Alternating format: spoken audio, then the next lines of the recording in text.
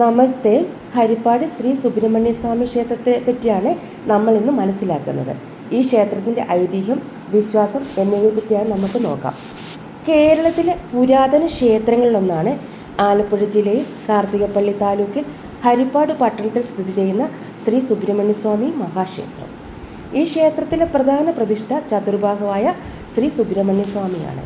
സുബ്രഹ്മണ്യ സ്വാമിയെ കൂടാതെ ഉപദേവതകളായി ഗണപതി, ശിവൻ, തിരുവമ്പാടി കണ്ണൻ, അയ്യപ്പൻ, നാഗദൈവങ്ങൾ, കുരുതികാമൻ, പഞ്ചമി ദേവി, യക്ഷിയമ്മ എന്നിവരും പ്രതിഷ്ഠകളായുണ്ട്. കേരളത്തിലെ തന്നെ ഏറ്റവും പഴക്കമുള്ളതും വലുതുമായ സുബ്രഹ്മണ്യ സ്വാമി ക്ഷേത്രങ്ങളൊന്നാണ് ഈ ക്ഷേത്രം.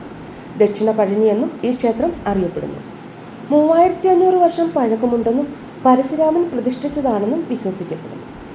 കേരളീയ ശൈലിയിലുള്ള നിർമ്മാണവും വലിയൊരു വട്ട ശ്രീകോവിലും ഇവിടെയുണ്ട്. പണ്ട് ഈ പ്രദേശം ഹരിപാദപുരം എന്നാണ് അറിയപ്പെട്ടിരുന്നത്. കാരണം പരശുരാമൻ ഈ സ്ഥലത്ത് കാലുകുത്തിയെന്നാണ് വിശ്വാസം. ഈ ക്ഷേത്രത്തിൽ നിത്യേന 5 പൂജകളും 3 ശീവേലികളും നടക്കുന്നു.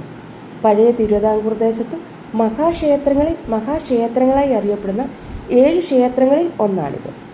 കേരളത്തിലെ ഏറ്റവും വലിയ സുബ്രഹ്മണ്യ വിഗ്രഹം, ശൈവ വൈഷ്ണവ ഭാവങ്ങൾ ഒത്തിണങ്ങിയ പ്രതിഷ്ഠ, കേരളത്തിലെ ഏറ്റവും വലിയ സ്വർണ്ണ കൊടിമരം, 3 കൊടിയേറ്റുത്സവങ്ങൾ എന്നിങ്ങനെ ഒരുപാട് പ്രത്യേകതകൾ ഈ ക്ഷേത്രത്തിനുണ്ട്. ഈ ക്ഷേത്രം തിരുവിതാംകൂർ ദേവസ്വം ബോർഡിൻ്റെ കീഴിലാണ് സ്ഥിതി ചെയ്യുന്നത്. മേടം, ചിങ്ങം, ധനു എന്നീ മാസങ്ങളിലാണ് ക്ഷേത്രത്തിലെ കൊടിയേറ്റുത്സവങ്ങൾ നടത്തുന്നത്.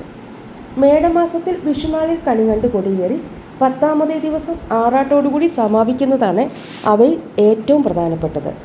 ചിങ്ങമാസത്തിൽ തിരുവോണം നാളിലും ധനുമാസത്തിൽ തിരുവാതിര നാളിലും ആറാട്ടോടുകൂടി സമാപിക്കുന്ന 10 ദിവസത്തെ ഉത്സവങ്ങളാണ് യഥാക്രമം സുബ്രഹ്മണ്യൻ, വിഷ്ണു, ശിവൻ എന്നിവരെ പ്രതിനിധീകരിക്കുന്നു എന്നാണ് സങ്കല്പം.